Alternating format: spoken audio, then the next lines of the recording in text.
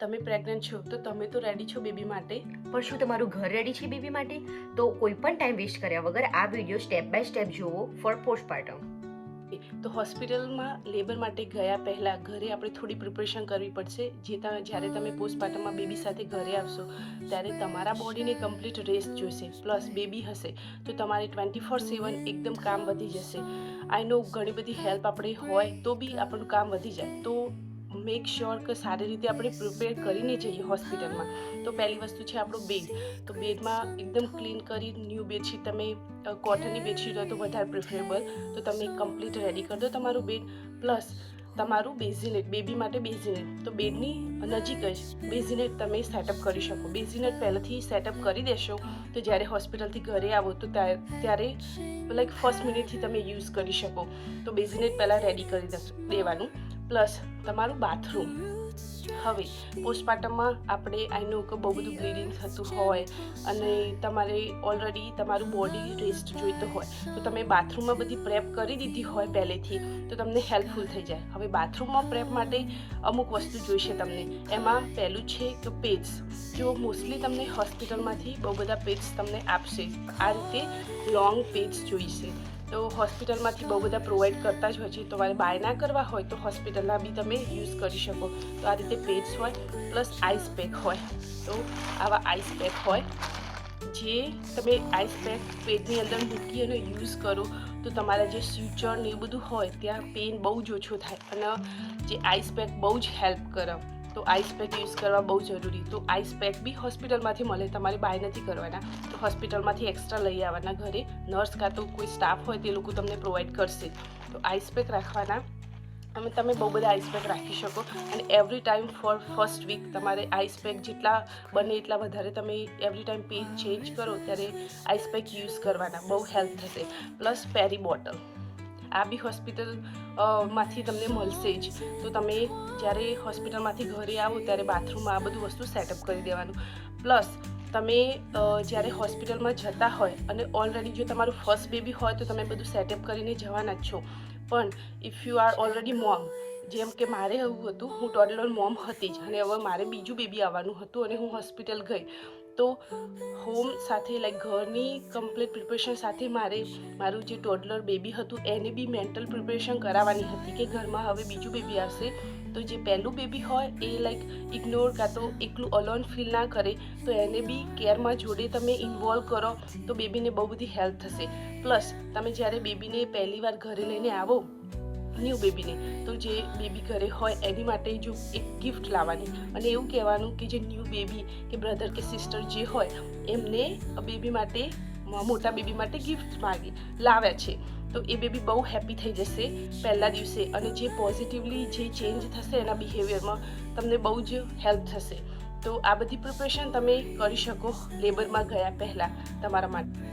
Okay, તો moms માટે તો આપણે બધું રેડી કરી દીધું, પણ આવનારા બેબી માટે અમુક એવી વસ્તુઓ છે જો તમે પહેલેથી બાય કરી રાખો તો it will be useful in the postpartum, because તમે you won't be able to drive. So એમાંથી પહેલી વસ્તુ તો બાથરૂમ સ્ટફ. તો બાથરૂમ માટે બાથટબ આવે એક બેબીને નવડાવવા માટે, પછી બોડી લોશન અને બોડી વોશ અને એક ટાવલ, ફ્રેશ ટાવલ, અને એવો લેવાનો કે થોડો સોફ્ટ હોય, કારણ કે બેબીની સ્કિન થોડી સેન્સિટિવ હોય, તો it helps with that too. અને આફ્ટર તમે એને ચલો બાથ આપી દીધું તો પછી ડાયપર સ્ટેશન. તો પેક એન્ડ પ્લે જેવી એક વસ્તુ આવે છે, તો જો તમે એમાં બાય કરી લો તો એમાં ડાયપર ચેન્જિંગ સ્ટેશન આવે, તો એના માટે તમારે ડાયપર્સ બાય કરવા પડે, વાઇપ્સ બાય કરવા પડે. અને બીજી એક ટીપ છે, તમે જ્યારે વાઇપ્સ બાય કરો તો જો એ વાઇપ્સ કોલ્ડ હોય તો બેબીને ડાયપર રેશ થવાના ચાન્સીસ થોડા વધી જાય. તો તમે વાઇપ્સને વોર્મ રાખવા માટે એક નાનું વોર્મર જેવું પણ આવે છે, એ પણ બાય કરી શકો. તો it will be helpful in the postpartum.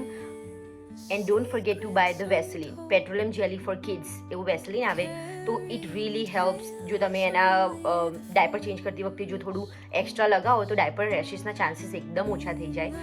અને જ્યારે તમે બેઝિનેટ બાય કરતા હોય ત્યારે એમાં જ ડાયપર સ્ટેશન આવે એવું લાવો તો it will be very useful, કે તમારે બહુ બેન્ડ ના થવું પડે. બિકોઝ જ્યારે ફ્રેશલી તમે આવ્યા હોય તો પેઇન એટલું બધું વધારે હોય કે તમે જ્યારે બેન્ડ થાઓ ત્યારે it makes the things even worse. So બેબીને પિકઅપ કરવામાં, મૂકવામાં બધામાં બહુ બધી હેલ્પ થઈ જાય જો તમે એવું બેઝિનેટ બાય કરો તો. અને after buying all the like bedroom and bathroom stuff, car seat is must. Because જ્યારે તમે હોસ્પિટલથી ડિસ્ચાર્જ થતા હોય ત્યારે નર્સ મેક શ્યોર કરે કે તમે કાર સીટ પ્રોપરલી ગાડીમાં ઇન્સ્ટોલ કરેલી હોવી જોઈએ, અધરવાઇઝ એ તમને ડિસ્ચાર્જ આપશે નહીં. તો મેક શ્યોર તમે 36 કે 35 વીક પ્રેગ્નન્ટ જ્યારે હો ત્યારે જ તમે કાર સીટ ગાડીમાં ઇન્સ્ટોલ કરીને રાખો. હવે લેબરમાં ગયા પહેલાં આપણે હોસ્પિટલ બેગ તો રેડી કરતા જ હોઈએ છીએ. તો હોસ્પિટલ બેગમાં શું ભરવું કે જે મોમ અપ્રૂવ છે, અને વધારાની બહુ બધી વસ્તુ લોકો કહેતા હોય છે કે લિસ્ટમાં હોય પણ એ ભરવાની જરૂર નથી. અમે ડિટેલ હોસ્પિટલ બેગમાં શું ભરવાનું અને એની પ્રેક્ટિકલ યુઝ સાથે એક વિડીયો ડિટેલમાં બનાવ્યો છે, એ અહીં ક્લિક છે, એ જોઈ લો વિડીયો.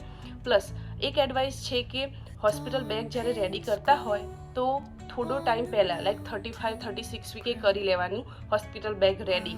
કારણ કે મારો એક્સપિરિયન્સ છે કે મારે પહેલી વાર જ્યારે હું ફર્સ્ટ ટાઈમ મોમ બની ત્યારે મારે પ્રીમેચ્યોર બર્થ થઈ ગયું હતું બેબીનું. તો મારે 7મા મહિનામાં હોસ્પિટલ જવું પડ્યું હતું અને બેબી બર્થ 35 વીકે થઈ ગયું હતું. તો મેં હોસ્પિટલ બેગ રેડી કરવાની ચાલુ કરી દીધી હતી, તો બહુ બધી હેલ્પ થઈ જઈ હતી. તો એક લેબરમાં જવાનું હોય, જો ઇન્ડક્શન સ્કેડ્યુલ હોય તો તમને ડેટ ખબર જ હોય, પણ ઇન કેસ ઓફ ઇમરજન્સી જવાનું થાય, જો તમારું હોમ બાથરૂમ બધું પ્રેપ હોય, મેક શ્યોર કે લોન્ડ્રી તમે અપ ટુ ડેટ રાખો, કે લોન્ડ્રી કરી રાખવાની, તો વેઇટ નહીં કરવાની. તો ગમે ત્યારે હોસ્પિટલ જવાનું થાય તો જ્યારે તમે આવો તો બધું કામ કમ્પ્લીટ થઈ. અને હવે મોસ્ટ ઇમ્પોર્ટન્ટ પાર્ટ કિચન. જો તમારે હેલ્પ ના હોય, બિકોઝ ઓબ્વિયસલી તમે જો અબ્રોડ રહેતા હોય અને તમારી families want be able to travel કે કોઈ પણ રીઝનથી તમે એકલા છો, તો મેક શ્યોર કે તમે થોડું prep ahead of a time કરી અને અમુક મીલ્સ તમે ફ્રીઝ કરીને રાખો.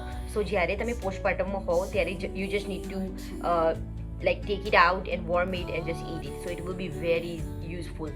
So એના માટે અમુક રેસિપીઝ છે, like let's say તમે પનીરનું શાક એ થોડું વધારે બનાવી અને ઝીપલોક બેગ્સમાં રેડી કરી અને એવરી મીલ મૂકી શકો છો. અને આપણે ફ્રોઝન પરોઠા જ મળે જ છે, જે તમે પહેલેથી બાય કરીને રાખો, તો all you have to do is just paratha શેકી અને તમે ખાઈ શકો છો. પછી બીજી વસ્તુ છે, અમુક જે કઠોળ હોય તમે બાફી અને રાખી શકો છો. તો તમારી ક્વિક સ્નેક જેવું કરવાની ઈચ્છા થાય તો તમે ખાલી આ ચણા કે ગમે તે હોય એને ખાલી કાઢી અને માઇક્રોવેવમાં ગરમ કરી અને થોડા વેજીટેબલ નાખી અને એ પણ ખાઈ શકો છો. અને વેજીટેબલ પણ ઓલ્સો પ્રી કટ કરીને તમે ફ્રીઝ કરી શકો છો. તો it will be helpful in the letter life. અને થેપલા બનાવી અને સ્ટેક કરી અને એ પણ ઝીપલોક બેગમાં મૂકી અને તમે ફ્રીઝ કરી શકો છો. તો ચા સાથે તમે એવરી ટાઈમ 2-3 થેપલા ગરમ કરી અને ખાઈ શકો છો. હવે જો બેબીને તમે બ્રેસ્ટ ફીડિંગ કરાવવાના હોય તો એક વસ્તુ વેરી ઇમ્પોર્ટન્ટ છે અને અમને બી હેલ્પ કરી, એ બ્રેસ્ટ ફીડિંગ પીલો.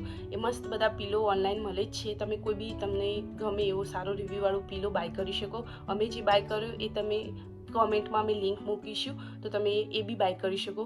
પ્લસ જો તમે બેબીને બોટલ ફીડિંગ કરાવવાના હોય કે ફોર્મ્યુલા ફીડિંગ કરાવવાના હોય તો તમારી જોડે બોટલ્સ જોઈશે. તો બોટલ પહેલાં બાય કરી લેવાની એડવાન્સમાં. પ્લસ એ બોટલને સ્ટરીલાઇઝ કરવી પડશે. તો એવરી ટાઈમ વોશ માટે લિક્વિડ, બ્રશ અને સ્ટરીલાઇઝર. તો અત્યારે બહુ બધા માર્કેટમાં સ્ટરીલાઇઝર મળે જ છે, તો એવું સ્ટરીલાઇઝર યુઝ કરવાનું કે જેની અંદર રેક બી હોય અને એટલીસ્ટ 9 to 10 બોટલ્સ એકી જોડે આવી જાય એવું સ્ટરીલાઇઝર યુઝ કરવાનું. તો તમારે કેવું બોટલ બોઇલ ને બધું કરવું નહીં પડે, ઓલરેડી બહુ બધું બેબીનું આપણી જોડે કામ હોય જ, તો આ ઇઝી પડશે સ્ટરીલાઇઝર, રાઈટ. તો સ્ટરીલાઇઝર, બોટલ્સ એ બધું પ્રી લેબર પહેલાં જ બધું બાય કરી અને રેડી કરી રાખ. હવે એક બીજી પણ મોસ્ટ ઇમ્પોર્ટન્ટ વસ્તુ છે જે તમારે બાય કરવી પડશે, એ ડાયપર બેગ. હવે ડાયપર બેગ નોર્મલી જે આપણા બેબીના એક્સ્ટ્રા કપડાં, ડાયપર એન્ડ વાઇપ્સ, તો પહેલા દિવસે હોસ્પિટલમાંથી ડિસ્ચાર્જ થશો એ દિવસે તો નહીં જરૂર પડે, પણ મોસ્ટ ઓફ ધ ટાઈમ બીજા લાઈક સેકન્ડ ડે કાં તો થર્ડ માટે પીડિયાટ્રિશિયનની વિઝિટ હોય બેબી માટે, તો તમારે એ વખતે ડાયપર બેગ જોઈશે. તો ગુડ આઈડિયા છે કે તમે પ્રી લેબર લાઈક થોડો ટાઈમ પહેલાં બાય કરીને રેડી રાખો. હવે the most important part is your mental peace. Because પોસ્ટપાર્ટમમાં brain fog it's very common, કે you are gonna overthink over little things. So એક એડવાઇસ એવી રહેશે કે જો તમારા મધર ઇન લો કે પાર્ટનર ગમે તે તમારી જોડે હોય તો એની સાથે કમ્યુનિકેશન કરો. It will help you like go through your postpartum, કે તમારે ડિપ્રેશન ના થાય તો એના ચાન્સીસ એકદમ ઓછા થઈ જાય. અને અનધર થિંગ કે આઈ નો આપણે પ્રેગ્નન્ટ હોઈએ અને લેબર નજીક આવે તો સ્કેર થવું ઇટ્સ નેચરલ ફોર ઓલ મમ્મીઝ. તો બિફોર જતાં પહેલાં તમે 2 minute just take your time and you and your baby bump and just 2 minute of piece.